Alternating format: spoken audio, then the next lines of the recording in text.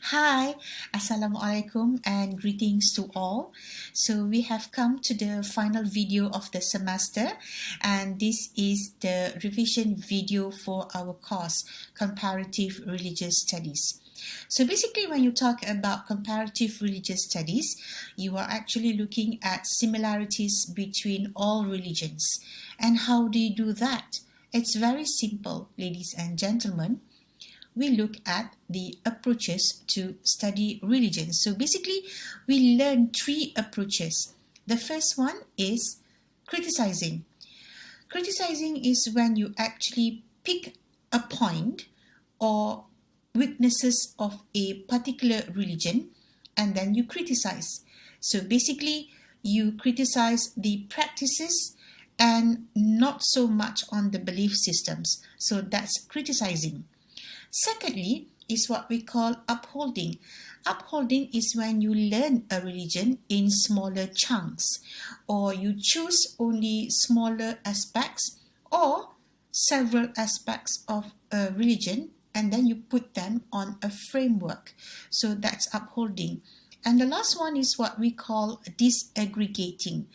Disaggregating is when you use scholars' point of view in order to help you understand a religion better.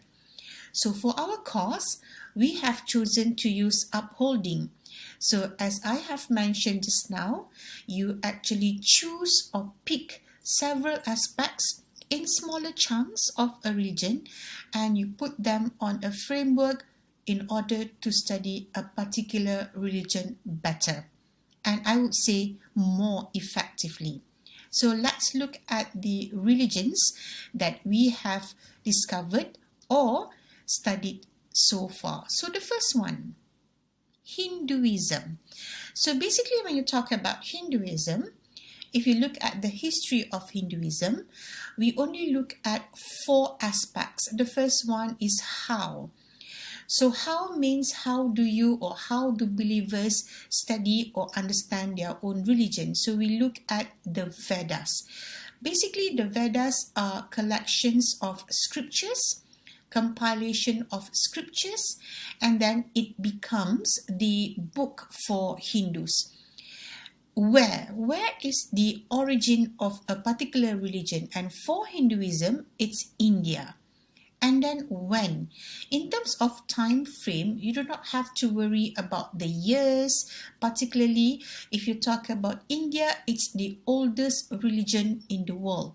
And last but not least, when you talk about the history of a religion, it's who. Who is referring to the founder of a particular religion. And for Hinduism, there's no one founder. So basically, for history, we look at how, where, when, as well as who.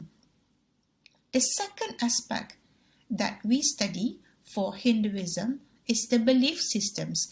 So basically, in terms of the belief systems, you have to look at and you have to understand the belief systems in a sequence. You have to follow this sequence. The first one is Atman. Atman refers to inner soul of the believers. The second one is Dharma. Now, Dharma refers to responsibilities and duties of believers. And the third one is Karma. Karma is actually the effects of your actions. So, for example, if you're doing something good, you will get good things in return. And if you do bad things, then you will get bad things in return. So it's the effects of your behaviors. Last in the sequence is moksha, or another term for that, or the meaning of that would be enlightenment. Basically, ladies and gentlemen, for a believer of Hinduism, they would want to, or everybody in Hinduism, or all Hindus, would want to achieve moksha. So moksha is the last stage in the belief system itself where you will not be reincarnated anymore. That means you have reached the level where you are actually having this good soul, pure soul, and basically you have reached enlightenment in your life. So all Hindus will strive and will try their very best in order to achieve moksha. And it all started with, of course, Atman. You must have a good, a pure inner soul, and along the way, you have to perform or fulfill your responsibilities as well as duties. And then you have to actually look at your own behaviors. And if, let's say, you have done something which is not right, you will die and then you will be reincarnated into something else or someone else. So until and unless you fulfill your responsibilities, you will keep being reincarnated. So that's the belief systems in Hinduism. And of course, there are more practices in terms of these belief systems, but I'm sure that for this particular course, these are sufficient. The next one that we want to look at for Hinduism is actually principles.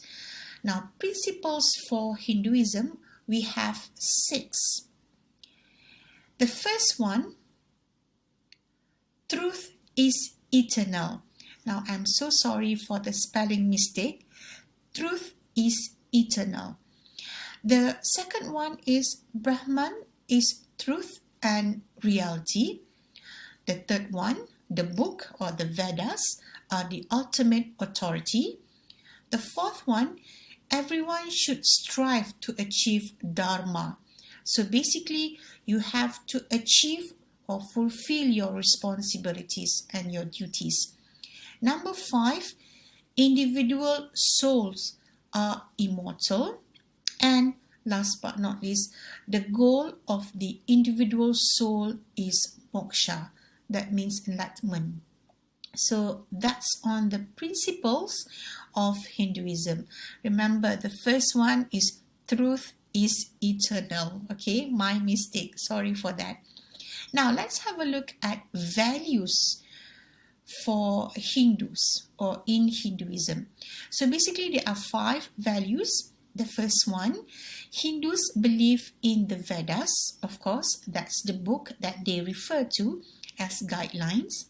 Second, Hindus believe that the universe or the world has an endless cycles of creation, preservation, and dissolution. The third one, Hindus believe in karma, the law of cause and effect.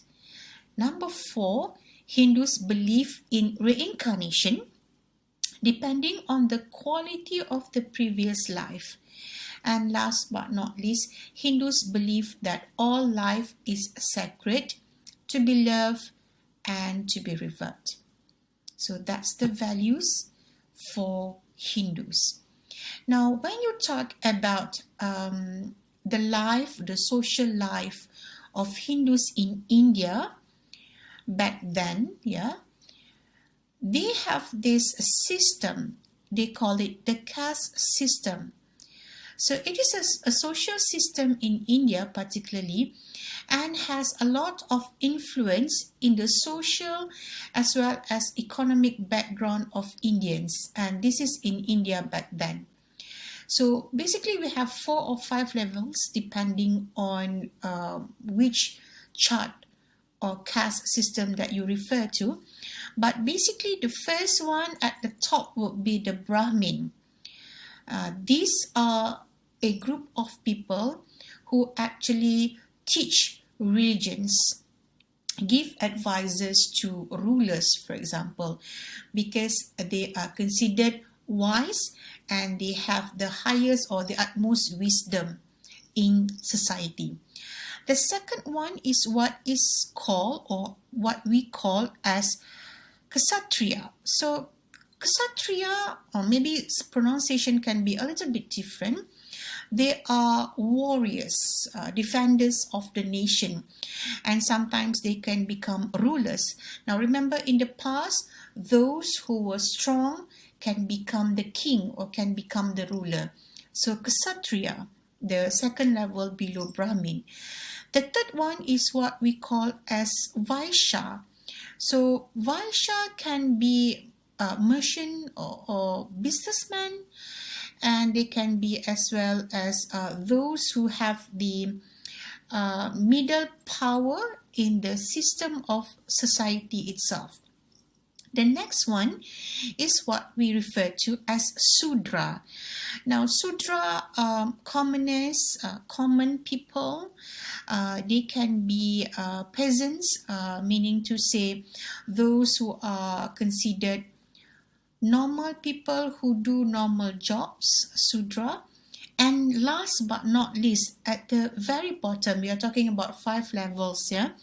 At the very bottom is what we call as untouchables. Now, basically, untouchables, they cannot be seen in for example, in a village. Untouchables must not be seen. So if they are doing odd jobs or if they are doing their jobs, they will try to hide themselves from the other people who are moving around. So basically, when you look around, you wouldn't be able to see any untouchables because they will hide themselves, or they are very good at hiding themselves. So this caste system in Hinduism, as I said, influences the way of life, a social as well as economic life. And what's the relation between this caste system and the religion itself? Well, basically, if you look at the top one, that's the Brahmin, or here we have the principle. Brahman is truth and reality. That means they are the real people that we have to look at. And for Hindus, those people are like almost similar to very important people in society as well as in their life.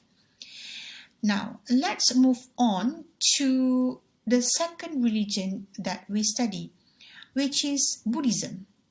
So basically, if you talk about Buddhism, again, we look at the history. How?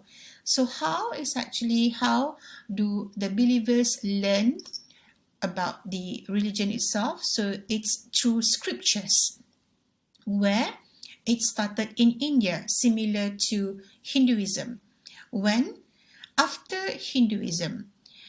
And who started it? Siddhartha Gautama, or also known as Buddha. Now you have to remember that it doesn't mean that Hinduism stops and then Buddhism starts. No. In the middle of this Hinduism itself, Buddhism started. So there's no saying that Hinduism stops, no more believers, and then we have a new religion. No. So everything is continuous. And in between, there's this new religion, Buddhism. And if you look at the belief system, we have 3, also in sequence. The first one is Sila. Sila is actually virtue, moral conduct.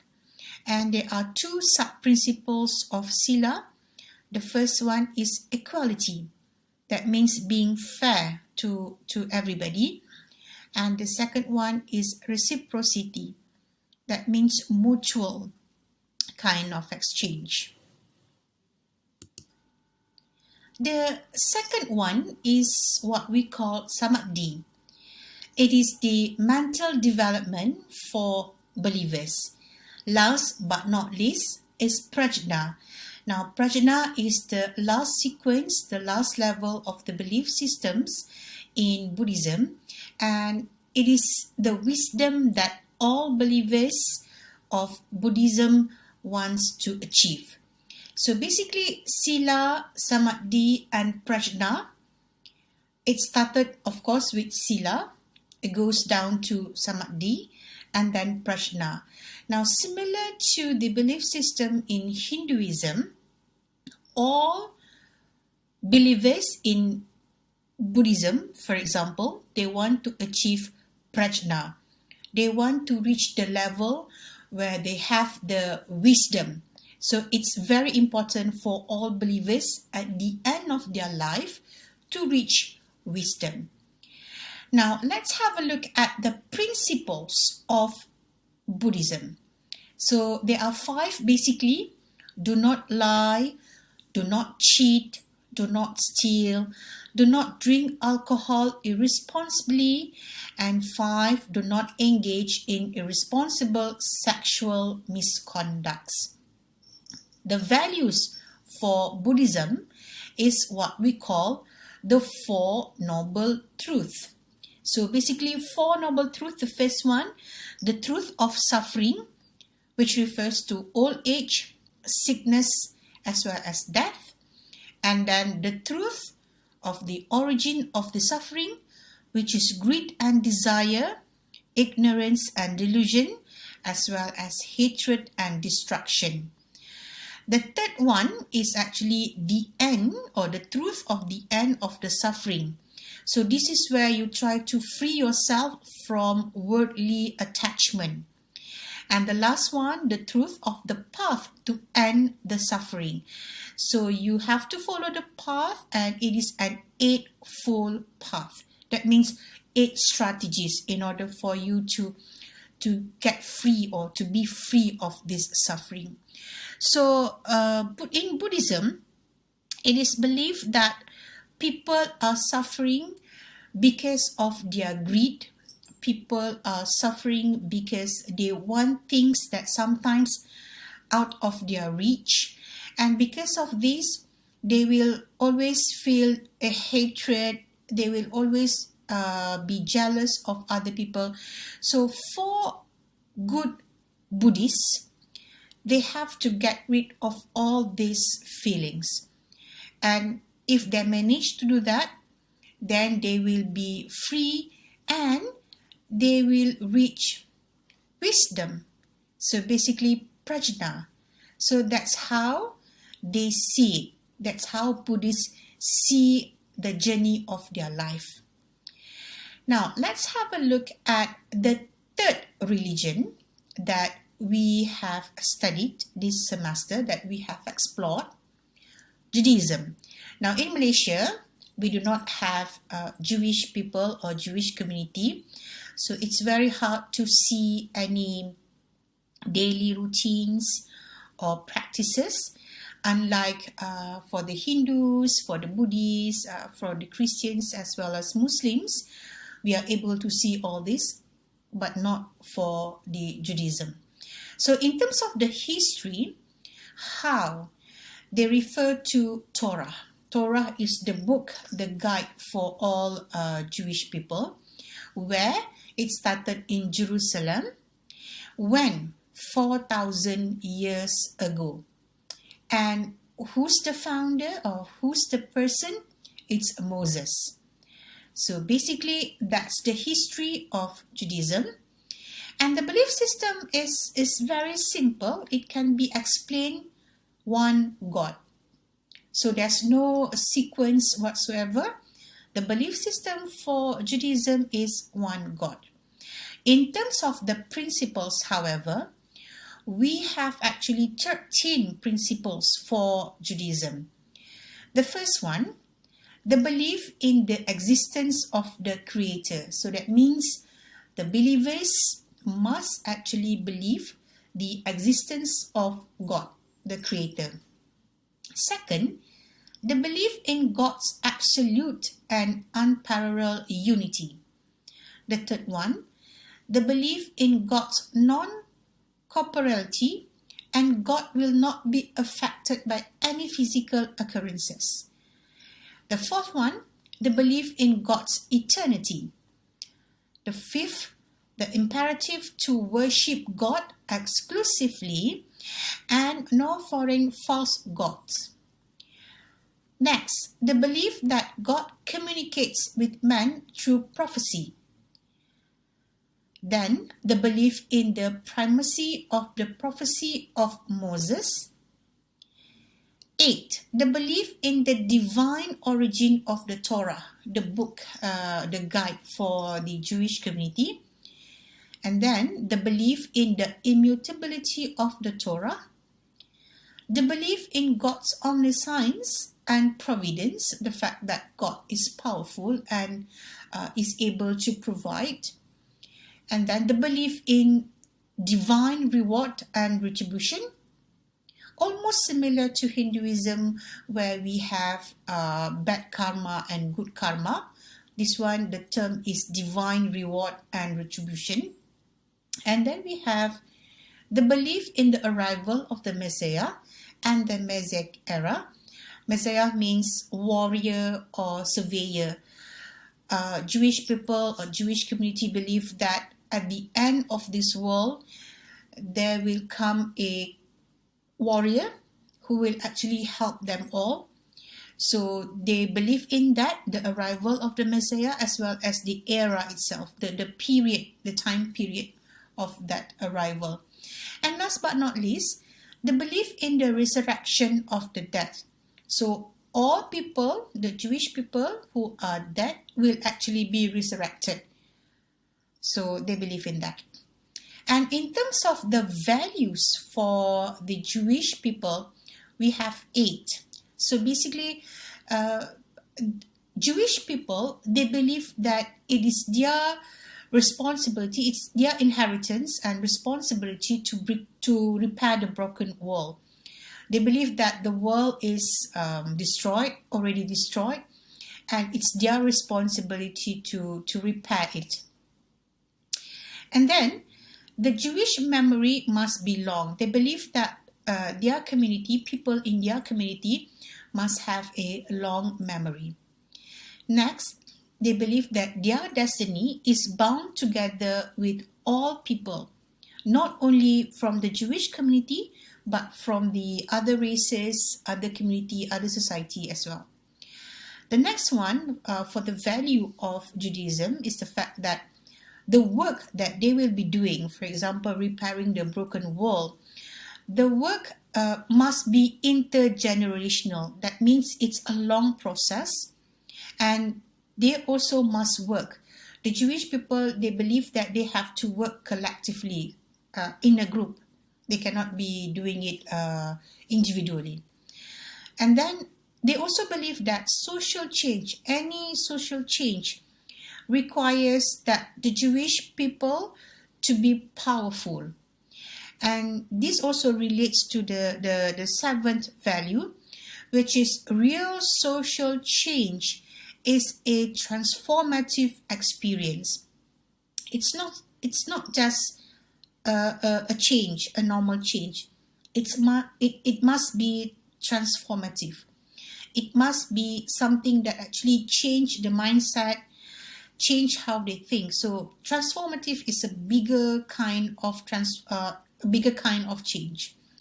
And the last one is the fact that the Jewish people must do the work, must do all this social change, must do all this repair of the broken world with very important hope, optimism, and gratitude.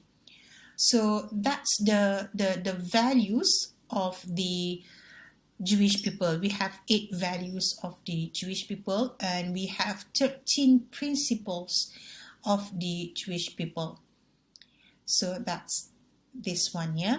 And then other aspects of Judaism that all of you ladies and gentlemen must be aware of is that there's 2 main colors for the Jewish people, yellow and blue.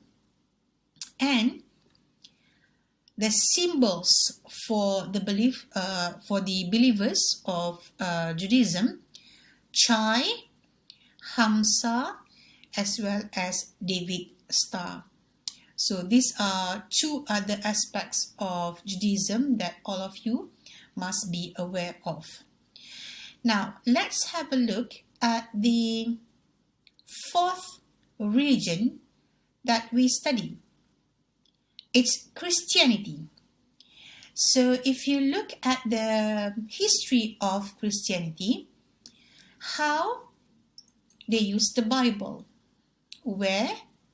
Jerusalem. When? About 2,000 years ago. And who? As the Jesus. So the history, how, where, when, who, we have all here: Bible, Jerusalem, 2000 years ago, and Jesus. Now, let's have a look at the belief systems for Christianity. So it is labeled or called as Trinity. So Trinity consists of three elements: Father, which is God Himself; the Son, which normally refers to Jesus; and Holy Spirit. Holy Spirit is an active being that actually is powerful, that actually holds the universe together. So that's Holy Spirit. So the belief system, Trinity, consists of Father, Son, and the Holy Spirit. So basically, when you talk about the principles in Christianity, we are looking at the 10 commandments from the Bible itself. So the first one: I am the Lord thy God. Thou shalt not have strange gods before me. So basically, I am the only God, and believers must not actually look at other gods. Second, thou shalt not take the name of the Lord thy God in vain. So basically, it means that you must not take things simply. When you say that it's God, then God is God. And then the third one: remember to keep holy the Lord's day. So this refers to the important days for Christians. And then you have to honor your father and your mother. And number 5, you must not kill. And this is similar to the principles in Buddhism. And then you should not commit adultery, you should not steal, you should not bear false witness against your neighbors. That means you must not lie about your neighbors. And then you must not covet your wife neighbors. That means you must not try to steal your wife's neighbors. And you must not steal your neighbor's wife. Sorry, my mistake. And you must not actually try to steal anything from your neighbors. So basically, for Christianity, it's very important to be in good terms or in good relations with your neighbors. Because if you look here, 8, 9, and 10, it's actually referring to the fact that your relationship with the neighbors. You must not say bad things or lie about your neighbors to other people. You must not try to court or to steal your neighbor's wife. And you must not try and steal your neighbor's things or items or goods. Now, in terms of the values for Christianity, there's 4: God, hope, righteousness, as well as love. So it looks very simple, but it means a lot for Christians. God, of course, you have God, and to God that you actually depend your life on. Hope, you must have hope in order to survive the world. Righteousness, doing the right thing. So in your life, you must make sure that you do the right thing always. And love, you must be able to love everything around you. Love here does not mean that you love your wife or your husband only. It can be your love towards your country. It can be your love towards your friends, towards your relatives, towards your things, whatever that you have. You must love whatever that you have. Then you will be more satisfied and content with your life. So that's the values, 4 values for Christianity. And when we talk about Christianities, there are major groupings that you have to understand in terms of their existence. So we have looked at 5 major groupings for Christianity. The first one is Roman Catholic. This is the oldest grouping in the world for Christianity. It started in Western Roman Empire, and the person who actually initiated this was Saint Peter. Now, Saint Peter was the first pope for Roman Catholic. The second grouping is what we call as Orthodox. Now, Orthodox is actually the leader is Michael Silarius, and it started in Eastern Roman Empire. The third grouping is what we call as Protestant. Now, Protestant started in Germany, and the main leader is Martin Luther King. The fourth one is the grouping of what we call or referred to as Anglican. It started in England, started by King Henry. And the fifth and last major grouping that we talk about, Methodist. Methodist also started in England, similar to Anglicans, and it was started by John Wesley. Well, ladies and gentlemen, so far we have looked at 4 main religions, and I'm sure that you can see some similarities here and there between maybe not all religions, maybe between 2 or 3 religions, but that's what we are looking for. Our task is to try and understand other religions so that we can avoid any kind of clashes in this world. Now let's move on to the last religion that we studied, Islam. So when you talk about Islam, if you talk about the history itself, how is Al-Quran? That's the guide, the reference point for Muslims, where started in Mecca as well as Medina, and when started in the 7th century. And when you talk about who, it's Nabi Muhammad or Prophet Muhammad. So that's the history. The belief systems for Islam or for the Muslims, we have 2 sets. The first one is what we call 5 pillars of Islam. Now, as the name suggested, 5 pillars, so that means we have 5 items in it. The first one is Shahada, reciting Shahada. And the second one is performing Salah. The third one is fasting. The fourth one is paying zakat. And the last one is performing Hajj. So 5 pillars of Islam. And again, ladies and gentlemen, this must come in the correct order or the correct sequence. So the first one is Shahada, Salah, fasting, zakat, and Hajj. The second set of belief system for Islam is what we call as 6 pillars of Islam.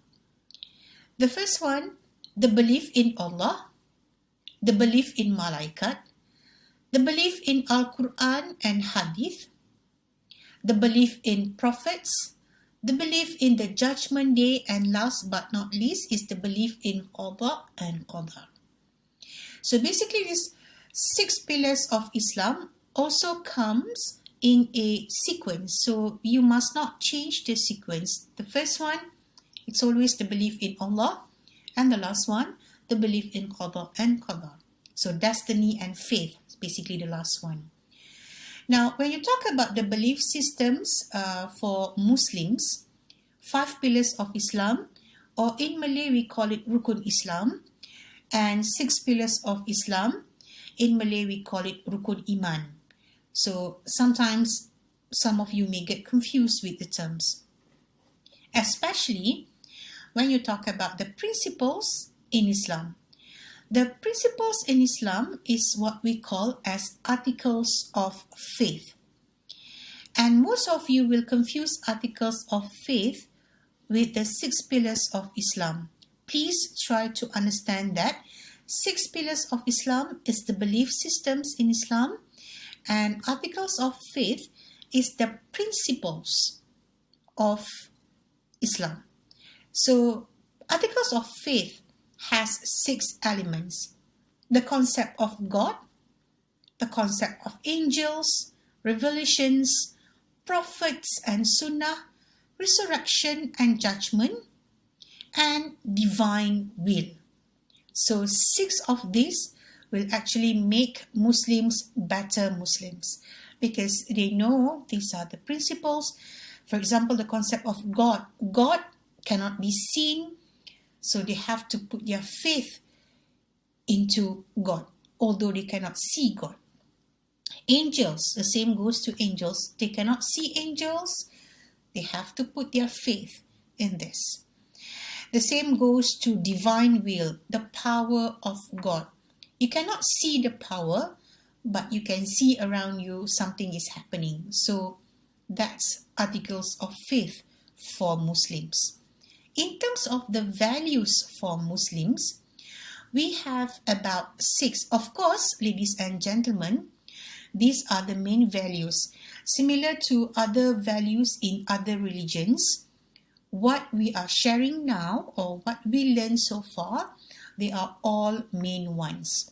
So for Muslims, the first one, actions are judged by intentions. So that means if your intention is to do something, then that's it, your intention. Although you have not yet performed what you plan to do, but your intention counts. Second, God is pure and does not accept anything that is not pure. Next, ignore what does not concern one's life. So basically, if you see something happening that does not concern you, you have to refrain yourself from giving comments. You have to refrain yourself from saying anything, especially anything bad. And then, a Muslim cannot become a complete Muslim if and until and unless he has loved something and not given that to his brother. So basically, if you like something and then one of your friends want it, for example, sharing of your notes. So you're very fond of your notes because it's colorful, there's blue, black, yellow and everything. And then your friend wants to borrow it. And then you say, no, you don't want to give it because you are afraid that your friends, might destroy or break it. Or, when you actually give something to someone, sometimes what you get back is not in its original form. So if you feel that way, that means you are not a good believer, you are not a good Muslim. So that's one of the values in Islam. And then, of course, one should not harm, or one should not kill, or one should not do something bad to other people, or to others especially. And last but not least, do not be concerned with what others have. Do not focus on worldly gains. So basically, if you see your neighbors have a new car, please don't tell yourself, oh, I must get a new car, simply because your neighbor has a new car. So for Muslims, we cannot do that. We should be saying, oh, Alhamdulillah, maybe, he got promoted, he has extra money, so, or maybe the old car was broken, so it's time to change to a new car. So those are the things that you should be saying. You should not retaliate by actually going and buy a new car. So good Muslims will not do that. But again, ladies and gentlemen, we are just human. When you see something, when you see your neighbors, your friends have something new, you may feel that you need that new things as well. So that's human, okay? That's life. In all religions, we have the same issues, I believe. Now, when you talk about mazhabs, other things that you need to know about Islam is mazhab. Now, mazhab, it's different from major groupings. So, major groupings, it's about a group of people and they have different practices. But for mazhabs, it's about differences in laws, in rules and regulations. So, mazhabs are school of thoughts on laws. So we have 4 mazhabs in Islam. We have Hanafi, started in Iraq. The law is based on Al-Quran, Hadith, Ijma. Now, Ijma as well as Qiyas. And then we have Maliki, started in Madinah. Basically, Hadith would be the biggest source of reference for laws.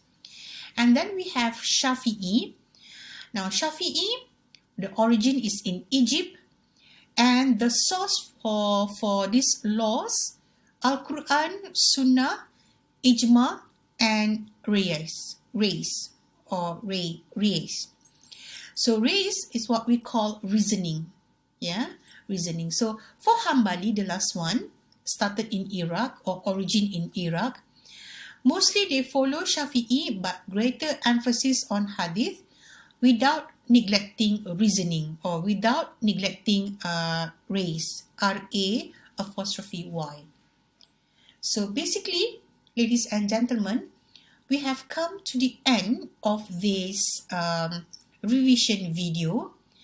What I would like all of you to understand is the fact that whatever that we have learned for all religions, Hinduism, Buddhism, Judaism, Christianity, as well as Islam, all religions teach the believers to be good people, to be good citizens. If you look at this, you look at the principles, you look at the values, you will realize that no one religion actually teaches the believers to do bad things.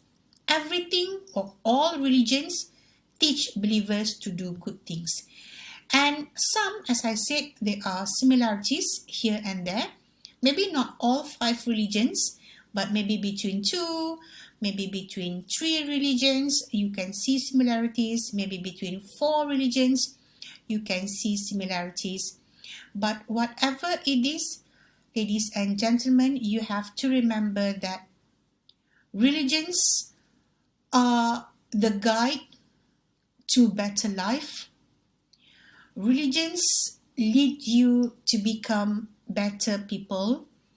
And again, I would like to reiterate that all religions never teach the believers to do bad things.